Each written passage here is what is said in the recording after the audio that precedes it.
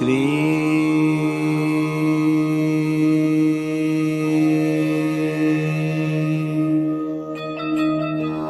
बाबा स्वामी नमो नमः।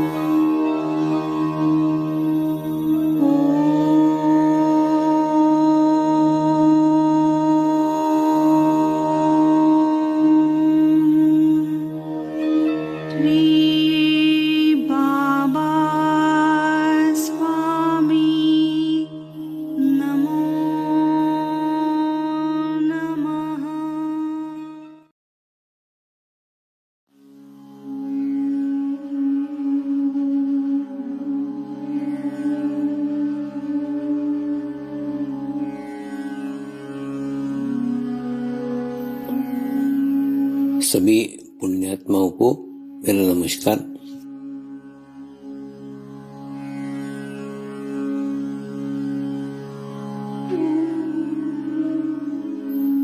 गुरुर्ब्रह्मा गुरुर्विष्णु गुरुर्देवो महेश्वरा गुरु साक्षात् परब्रह्म तस्मै श्री गुरुवे नमः।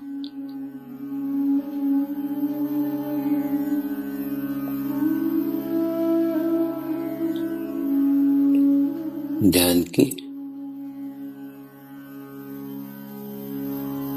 उस स्थिति में जाएंगे जहाँ शरीर भाव पूर्णतः समाप्त हो जाता है।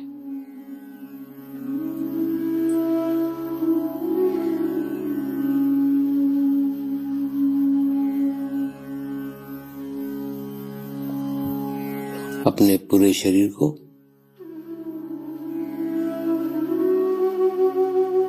पूर्णतः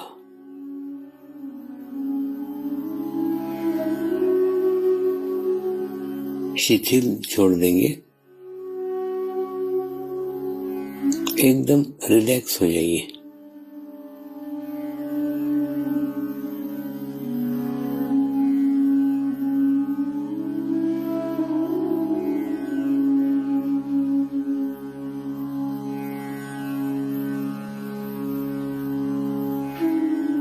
मेरे साथ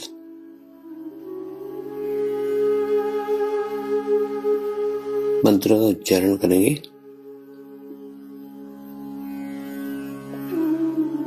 मैं एक पवित्र आत्मा हूँ।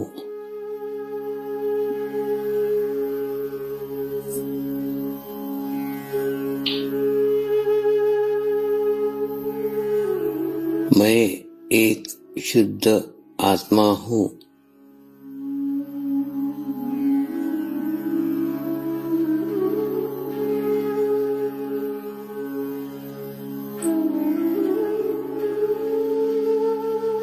मैं एक पवित्र आत्मा हूँ।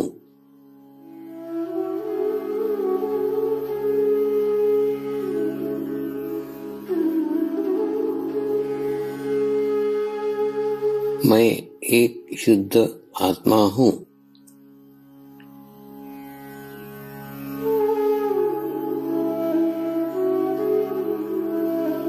मैं एक पवित्र आत्मा हूँ।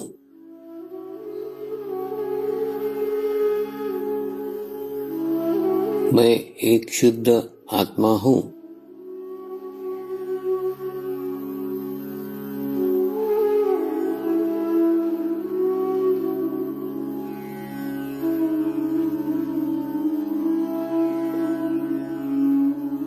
अब इसी आत्मा भाव को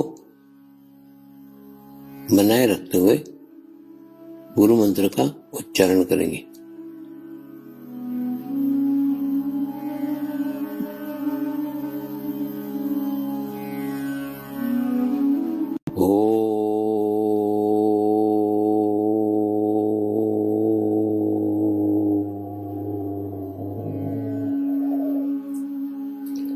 श्री शिव कृपानंद स्वामी नमो नमः।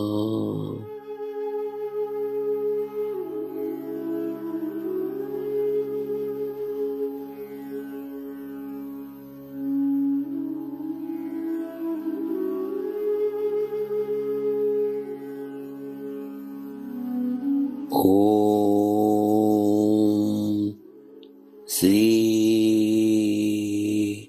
शिव कृपानंद स्वामी नमो नमः।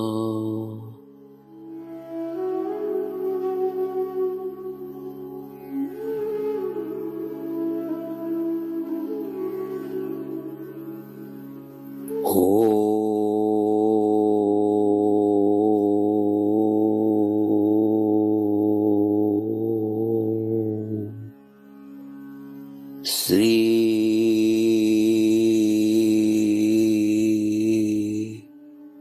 शिव कृपानंद स्वामी नमो नमः।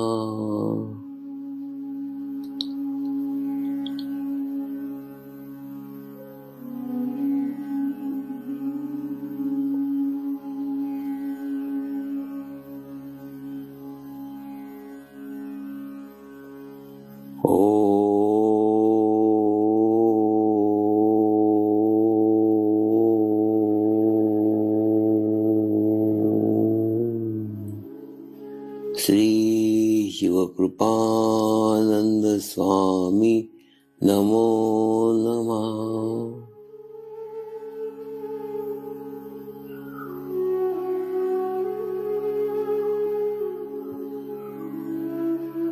ओम श्री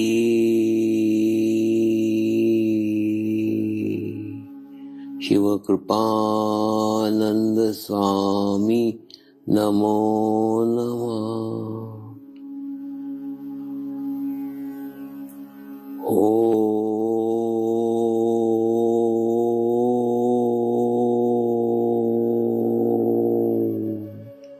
श्री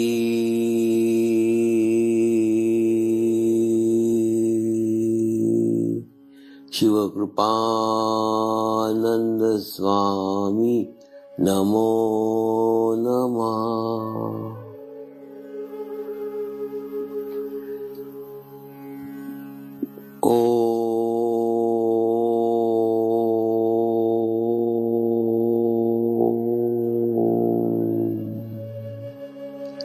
श्री शिव कृपानंद स्वामी नमो नमः।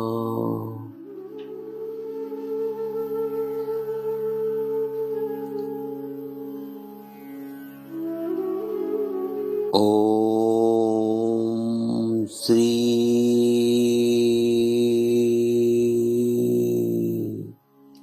शिव कृपानंद स्वामी नमो नमः।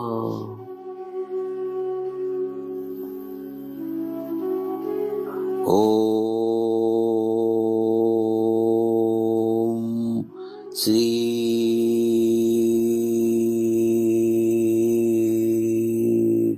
शिव कृपानंद स्वामी नमो नमः।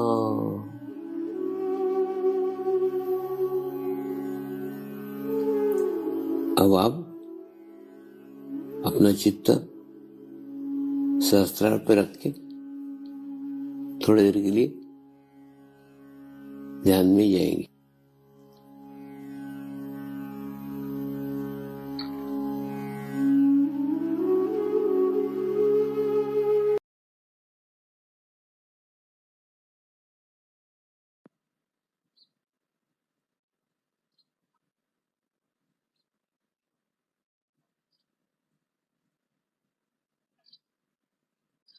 आए हुए सभी परमात्माओं को नमस्कार।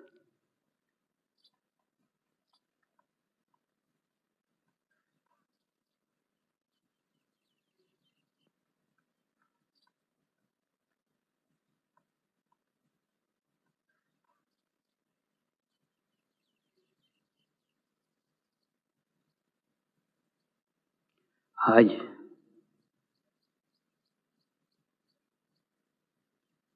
महाशिवरात्रि के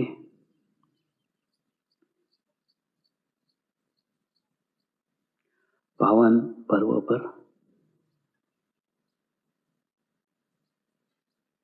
हम यहाँ एकत्रित हुए हैं।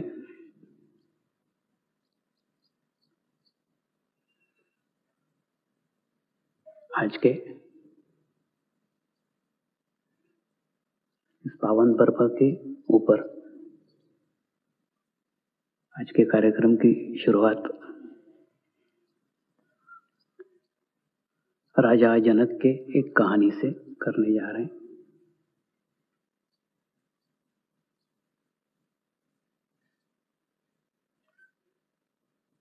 कहानी से आशय जिसको जानते नहीं है, जिसको जाना नहीं है, एक कथा है। उस कथा के भावार्थ के ऊपर अगर हम ध्यान दें तो ही उस कहानी से हम कुछ ग्रहण कर सकते हैं। कहानी इस प्रकार है।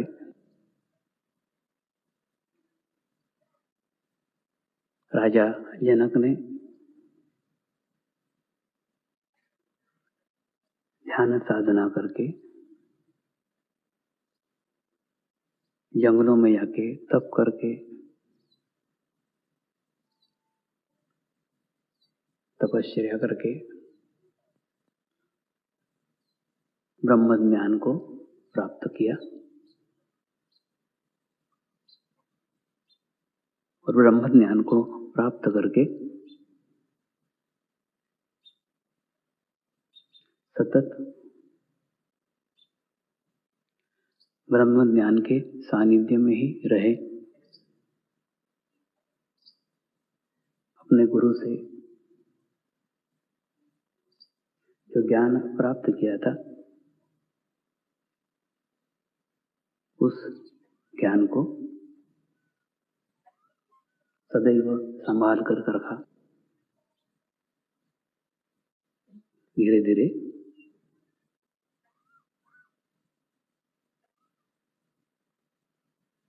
उनकी आध्यात्मिक स्थिति जैसे जैसे अच्छी होने लग गई वैसे वैसे उस स्थिति की खुशबू, उस स्थिति की सुगंध वातावरण में धीरे धीरे फैलना शुरू हो गई। फैलते फैलते फैलते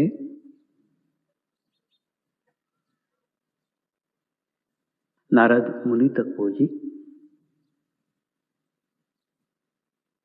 नारद मुनि को ये पता चला कि राजा जनक ब्रह्मज्ञानी है, तो ब्रह्म ज्ञान की जानकारी लेने के उद्देश्य से नारद मुनि राजा जनक के दरबार में गए। राजा जनक का बहुत बड़ा राज्य था, बहुत बड़ी राज्य की व्यवस्थाएं थी, बहुत बड़ा शासन था, बहुत बड़ा दरबार था। जब नारद मुनि उस दरबार में पहुंचे तो दरबार में राजा जनक अपने सिंहासन पे बैठे हुए थे, अपने सारे ऐश्वर्य को भोग रहे थे। कुछ नर्तकियां उनके सामने अपना नृत्य पेश कर रही थी और ऐसे ही समय नारद मुनि का उस दरबार में आगमन हुआ। नारद मुनि ये सब कुछ देख के आश्चर्यचकित हो गए। ये राज सिंहासन पे बैठे हुए हैं, राज कार्यभार संभाल रहे हैं, दरबार चल रहा है, नृत्यांगना नृत्य कर रही है, राजा नृत्य देख रहा है। इसके अंदर ब्रह्मज्ञान जैसा तो कुछ भी नहीं लग रहा है, ना उसके अनुकूल वातावरण है, ना ऐसे कोई कारण लग रहे हैं जिससे ये ब्रह्मज्ञानी हो ऐसा पता चलता है। तो राजा जनक ने नारद मुनि का स्वागत किया और स्वागत करके उन्हें पूछा, आपका यहाँ आगमन का क्या प्रयोजन है? आप यहाँ किस उद्देश्य से आए हैं? तो नारद मुनि ने कहा, मैंने आपके बारे में सुना है कि आपने ब्रह्म ज्ञान प्राप्त किया है, आप ब्रह्म ज्ञानी हो, और यहाँ तो मुझे ऐसा कुछ नहीं लग रहा है। आपका इतना बड़ा राज्य है, राज दरबार चल रहा है, नृत्यांगनाएं नृत्य कर रही है, आप भोग विलास कर रहे हैं और आपको कहते हैं कि आप ब्रह्मज्ञानी हैं। ये कुछ मुझे समझ में नहीं आ रहा है, ये कैसे हो सकता है? कृपया आप मुझे इसका ज्ञान कराइए। ये समझने के लिए, ये सीखने के लिए मैं आपके पास आया हूं। राजा जनक ने कहा, मैं इसका उत्तर आपको कल दूंगा।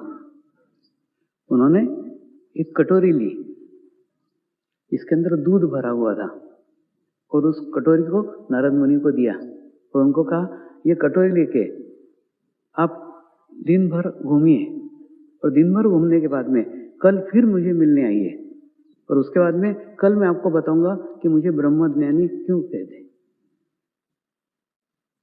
नारद मुनि ने वो दूध की भरी कटोरी ली और वो कटोरी लेके तीनों लोकों में घूमते रहे, इधर गए उधर गए उधर गए, और तीनों लोकों में भ्रमण करने के बाद जब दूसरे दिन वापस आए, वापस आने के बाद में फिर राजा जनक के पास गए। देखो, आपने कहा था ना कि दूध की कटोरी लेके जाओ और दूध अगर नहीं छलका उसमें से तो मैं आपको ब्रह्मज्ञान सिखाऊंगा या ब्रह्मज्ञान के बारे में जानकारी दूंगा।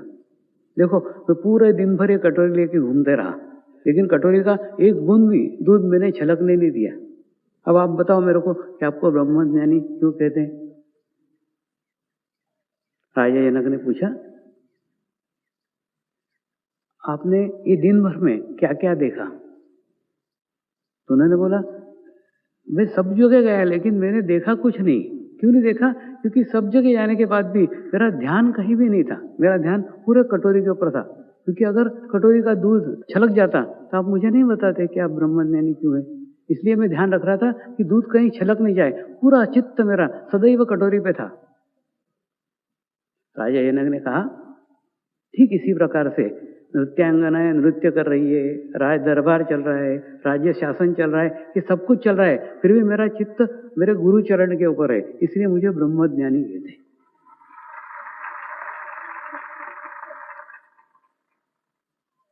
तो आप कहाँ हो उसको कोई मायना नहीं है, आप कहाँ घूम रहे हो उसको कोई मायना नहीं है, मायना है आपका चित्त कहाँ है, महत्वपूर्ण है चित्त। तो उन्होंने 5 बातें जो उनको बताई, वही बातें आज हम आज के परिवेश में लेके देखते हैं।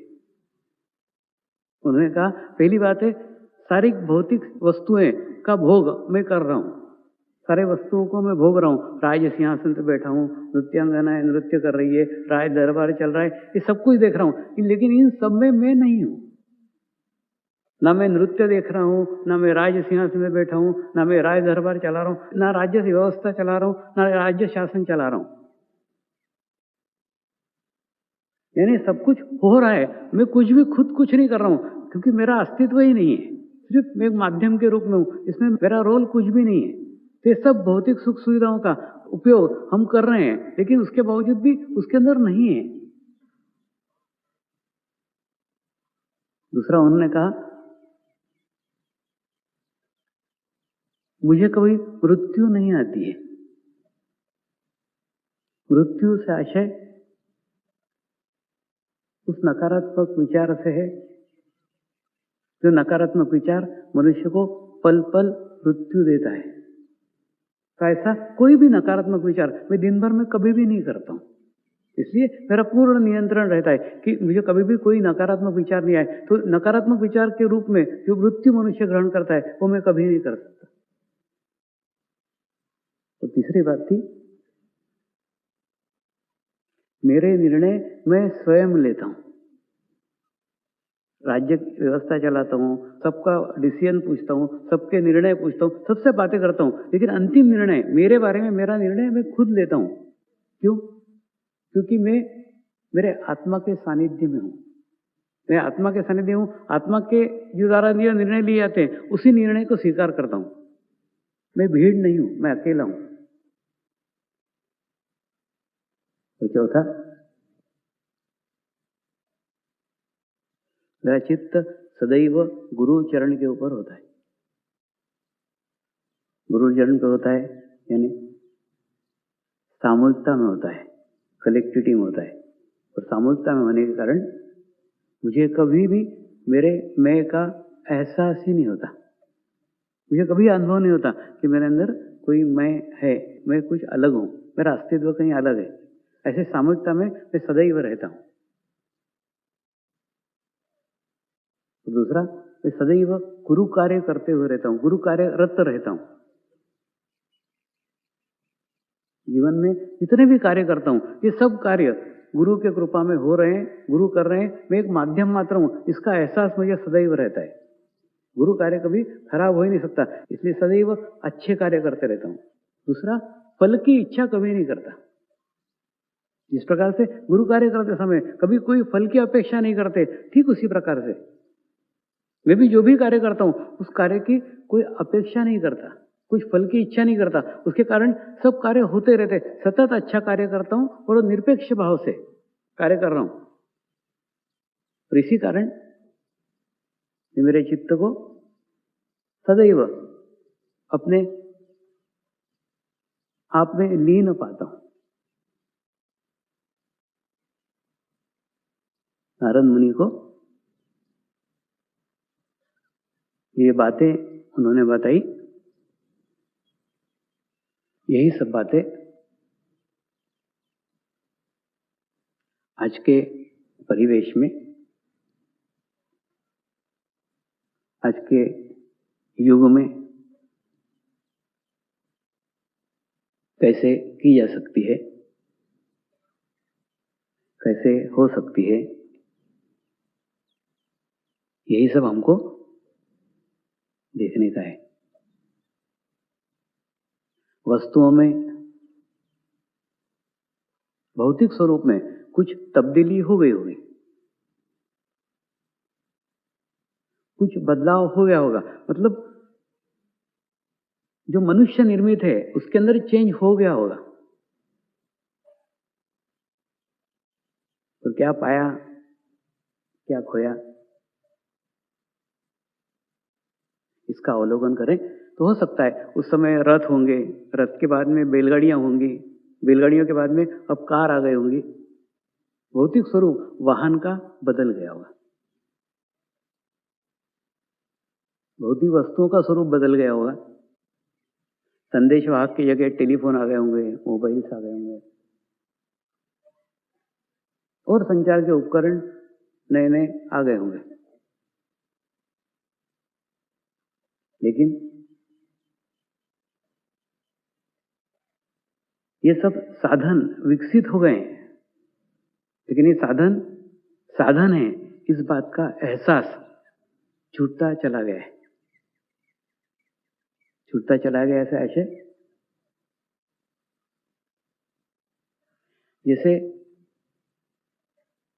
कोई बाहर जख्म होते हैं ना उनको, कि बाहर कहीं तकलीफ होती है स्किन को, तो हम बाहर से कोई दवाइयां लगाते हैं, मलहम लगाते हैं, बाम लगाते हैं। तो ये बाहरी लेप हैं जो बाहर से लगाए जा सकते हैं, इसका अंदर कोई उपयोग नहीं होता। पेट में अगर कोई दुख रहा है, अंदर हो रहा है, तो उसको अंदर लगाने के लिए ये दवाइयां नहीं रहती, ये बाहर की दवाइयां हैं। ठीक उसी प्रकार से ये भौतिक जितने सुख साधन है, जितनी सुविधाएं, ये सिर्फ बाहर आपको सुविधा दे रहे हैं ऐसा लग रहा है, लेकिन सुविधा देते नहीं है। सुख दे रहे हैं ऐसा लग रहा है, लेकिन सुख देते नहीं, वो सुविधा देते हैं।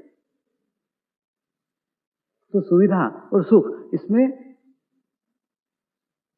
अंतर समझने की आवश्यकता है। जो किसी को दिया जा सकता है वो सुख है, और जो प्राप्त होता है वो सुविधा है। तो आप जो कुछ प्राप्त करेंगे वो सुविधाएं प्राप्त करेंगे, सुख नहीं प्राप्त करेंगे। सुख सदैव देने में, आप जिसको देंगे, दे करके देखो, इतना सुख मिलता है जितना तुमको वो चीज प्राप्त करके भी नहीं मिलेगा। तो भौतिक सुविधाएं भी साधन है, उनको ग्रहण करने से अच्छा है उनको दे करके देखो। जितनी आप दूसरों को सुविधाएं देंगे उतनी ही आपको भी उसका सुख प्राप्त होगा।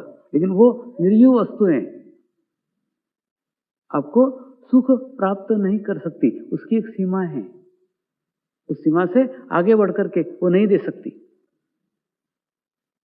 जैसे एक व्यक्ति के पास में 100 स्वेटर हैं, अब उस व्यक्ति को आप 101वां स्वेटर दे भी दो तो क्या होगा? कुछ नहीं होगा। वो जैसे 100 थे उसमें वो 101 को रख देगा। मतलब वो एक स्वेटर उसको सुख नहीं दे सकता, वो उसको आनंद नहीं दे सकता। वो उसको आनंद तब दे सकता है जब वो एक ऐसे व्यक्ति को दे जिस व्यक्ति के पास में एक भी स्वेटर नहीं है। तो उस व्यक्ति को स्वेटर दे करके फिर वो उससे सुख प्राप्त हो सकता है। एक स्वेटर से भी सुख प्राप्त किया जा सकता है, लेकिन कब? जब उसको दिया जाए, देने के बाद में सुख प्राप्त हो सकता है। आज भौतिक संसाधन बढ़ गए होंगे, सुविधाएं बढ़ गई होंगी, और सुविधाओं में हम लिप्त हो गए, तो हमको ऐसा लगता है कि सुविधाओं में सुख है। वास्तव में सुविधाओं में सुख नहीं, सुख एक भीतर की अंतरात्मा के भाव है। वो आपको ही आपका निर्माण करना पड़ेगा। उसको ड्राई मत होने दो, उसको सूखा मत होने दो, वो आपको आपके भीतर से ही प्राप्त करना पड़ेगा। दूसरी बात उन्होंने कही थी नकारात्मक विचारों की। जैसे कोई भी हम विचार करते हैं, उस विचार के साथ में ऊर्जा ग्रहण करते हैं, एनर्जी ग्रहण करते हैं, और वो अगर ऊर्जा सकारात्मक है तो आपके लिए जीवन है, और वही ऊर्जा अगर आपके लिए नकारात्मक है तो आपके लिए मृत्यु है।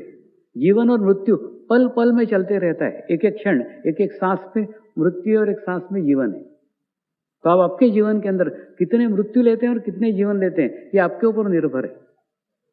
तो एक एक दिन का नहीं, एक एक सांस का ध्यान रखो। आपकी प्रत्येक सांस सकारात्मक होनी चाहिए, पॉजिटिव होनी चाहिए। अगर सकारात्मक होगी तो वो आपको एक ऊर्जा प्रदान करेगी, आपको एक शांति प्रदान करेगी, आपको एक सुख प्रदान करेगी। और तीसरी बात थी स्वनिर्णय की। तो आज इतनी जनसंख्या बढ़ गई है, तो इतने विचार बढ़ गए, और जितने विचार बढ़ गए उतना प्रदूषण बढ़ गया है, और उस प्रदूषण के अंदर हम खुद एक भीड़ बन करके रह गए। और फिर जो भीड़ सोचती है वो हम सोचते हैं,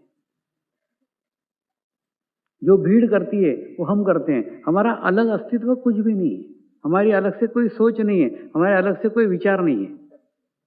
जिन लोगों के साथ में हम रहेंगे, लोग जैसा करेंगे वैसा हम करेंगे। क्योंकि हमको अलग सोचने के लिए, हमको अलग रहने के लिए हमने अलग अपना अस्तित्व रखा ही नहीं। इसलिए दिन भर में 1 घंटा तो भी कम से कम स्वयं के लिए निकालो। कुछ नहीं, उसमें आप अकेले बैठो, आप आपका चिंतन करो, ध्यान करो, मनन करो। आप कहाँ हो, कहाँ तक पहुंचे हो, कहाँ जाने का है, आप कौन हो, जानो ना। ये 1 घंटा आपके जीवन को संतुलित करेगा। ये 1 घंटा आपके जीवन को बैलेंस करेगा। जीवन में गति नहीं, जीवन में प्रगति चाहिए। गति और प्रगति, इसमें अंतर है। गति अनियंत्रित होती है, उस पर कोई नियंत्रण नहीं होता, और प्रगति संतुलन के साथ होती है, नियंत्रण के साथ होती है। तो जीवन में सिर्फ गति से कुछ नहीं हो सकता, साथ में प्रगति भी होना चाहिए। यानी एक संतुलित तरीके से, एक बैलेंस तरीके से अगर आप चलते हो, आप अपने आप पे नियंत्रण करते हो, अपने आप को बैलेंस करते हो, तो आपको एक सफल जीवन यापन करने को मिल सकता है। अन्यथा इस गतिशील युग में इतनी गति है, इतनी स्पीड है, उस स्पीड के अंदर कई बार हमारा संतुलन खो देते हैं। और अपना संतुलन करने के लिए, अपने आप को बैलेंस करने के लिए थोड़ा सा अपने आप अंदर जाइए, थोड़ा भीतर जाइए। दिन भर में 1 घंटा निकालिए, 1 घंटा शांति के साथ आप अपने स्वयं के साथ रहिए, अपने आत्मा के साथ रहिए। जानिए मैं कौन हूं, मैं कहां से आया हूं, मुझे कहां जाना है, मेरे जीवन का क्या उद्देश्य है। ये प्रश्न अपने आप से पूछिए, अपना चिंतन कीजिए, अपना मनन कीजिए। तो जितना ये चिंतन करेंगे,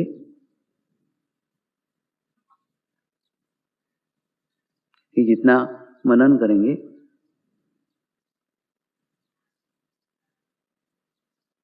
उतने ही आप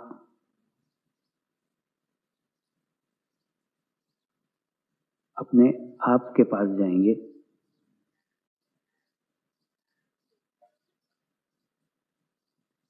अपने आप को जानेंगे।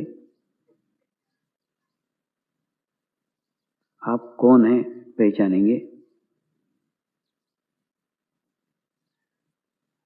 और आपका जन्म लेने का क्या उद्देश्य है ये जानेंगे।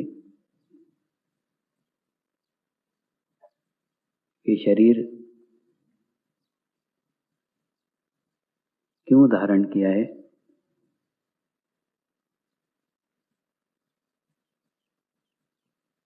ये धारण करने का क्या प्रयोजन है, उस उद्देश्य को जानेंगे।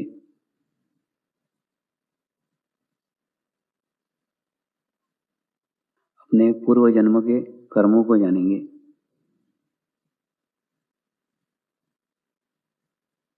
इस जन्म के कर्मों को जानेंगे, और फिर यह सब जानते जानते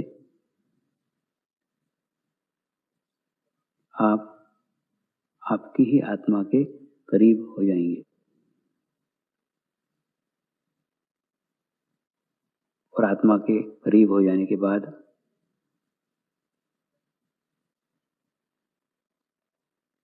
आपको एहसास होगा कि आपकी आत्मा आपको कुछ सलाह देना चाहती है। आपकी आत्मा आपको कुछ मार्ग दिखाना चाहती है, किस रास्ते पे आपको जाना चाहिए, किस रास्ते पे आप जा रहे हो, किस रास्ते पे जाना योग्य है, किस रास्ते पे जाना आपके जीवन का उद्देश्य है, ये सब बातें आपको आपके आत्मा के सानिध्य में प्राप्त होगी। लेकिन उसके लिए आवश्यक है आप आत्मस्वरूप होना चाहिए।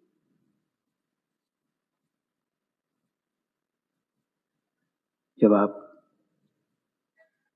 आत्मस्वरूप होंगे तो आपकी ही आत्मा आपकी गुरु हो जाएगी। फिर बाहर से कोई ज्ञान प्राप्त करने की, बाहर से कोई सलाह की, बाहर से कोई मार्गदर्शन की कोई आवश्यकता ही नहीं रहेगी। लेकिन उसके लिए नियमित अभ्यास की आवश्यकता है। उसके लिए नियमित सत्संग की आवश्यकता है। उसके लिए नियमित आत्मा के सानिध्य की आवश्यकता है। कि जब हम नियमित करेंगे तब हमारी अंतरात्मा जागृत हो जाएगी और अपने आप को जानना ही, अपने आप को पहचानना ही समर्पण ध्यान है। समर्पण ध्यान इससे अलग कुछ भी नहीं है। अपने आप को जानना, अपने आप को पहचानना, पहचानने के बाद में आप आपका ही अवलोकन करोगे। आप ही जानोगे कि जीवन में कितने सारे काम हम व्यर्थ में कर रहे हैं, जो करने के लिए हमारे जीवन का उद्देश्य ही नहीं था, उसके लिए हम आए ही नहीं है। और फिर ऐसे व्यर्थ कामों में जो हमारा समय बर्बाद करते हैं, ऐसे व्यर्थ कामों में जो हमारी ऊर्जा शक्ति खर्च करते हैं, इन सबको हम एक सही दिशा दे सकेंगे, एक सही मार्ग दे सकेंगे, एक सही रास्ता दे सकेंगे। और जब एक सही रास्ते पे, एक सही मार्ग के ऊपर हम हमारी ऊर्जा शक्ति को ले जाने में सफल होंगे तो जीवन के अंदर हम भी सफल होंगे। और जीवन में सफल होने के बाद में उस आत्म सुख को प्राप्त करेंगे, जो सुख प्राप्त करने के लिए हमारा जीवन हमने धारण किया है। इस देह को धारण किया है। इस देह को धारण करने का उद्देश्य, उस उद्देश्य की प्राप्ति है। लेकिन आज हम भटक गए हैं, आज हम गुम हो गए हैं, हमें हमारा पता नहीं है। आज का जो महाशिवरात्रि का पर्व है, वास्तव में यह पर्व आत्मा का पर्व है। अपने भीतर के शिव को पहचानो। प्रत्येक के अंदर शिव तत्व विद्यमान है। आप प्रत्येक के अंदर है, सिर्फ उसका एहसास नहीं है, पता नहीं है कि है। उसको एहसास करो। एहसास करने के बाद में आपको ही महसूस होगा, आपको ही अनुभव होगा और आपके भीतर से ही उसकी अनुभूतियां होना शुरू हो जाएंगी। और अनुभूति होने के बाद में पहली अनुभूति होगी कि आपको नकारात्मक विचार आना बंद हो जाएंगे। ये बार बार नकारात्मक हमको विचार आते हैं, ये एक अविश्वास है। और अविश्वास इसलिए है क्योंकि हमारा विश्वास कहीं भी नहीं है। और ऐसे अविश्वास के कारण एक नकारात्मक भावना हमारे मन के अंदर घर कर गई है। उस भावना में से बाहर निकालने के लिए आज का दिन, आज का दिवस एक पावन पर्व है। इस पावन पर्व पे हम फिर उस अपने भीतर के अंदर बैठे शिव को पहचानेंगे और उस शिव को पहचान करके उसका अनुभव करेंगे जो सत्य चैतन्य के रूप में हमारे शरीर में बहते रहता है, उसी चैतन्य को जानने का, उसी चैतन्य को पहचानने का अनुभूति जीवन में करेंगे। यह अनुभूति हमें सुख प्रदान करेगी। ये सुख बाहर से मिलने वाली वस्तु नहीं है, ये बाहर से प्राप्त होने वाली वस्तु नहीं है। ये भीतर की संवेदना है जो आपको आपके भीतर से ही प्राप्त होगी, और उसके लिए भीतर जाने की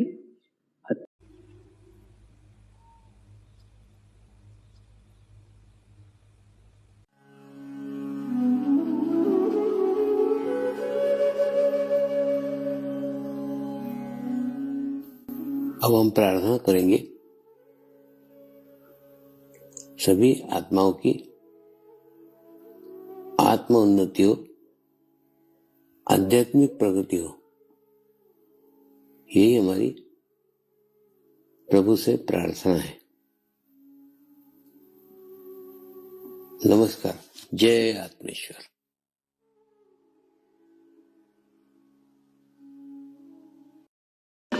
शांति पाठ करेंगे।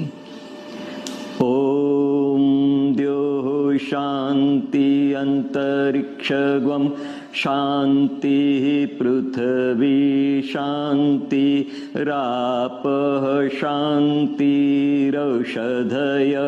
शांति वनस्पतयः शांति विश्वे देवाः शांति ब्रह्म शांति सर्वगं शांति शांतिरेव शांति क्षमा शांतिरेधि। ओम शांति शांति शांति सर्वारिष्ट सुशांतिर्भवतु।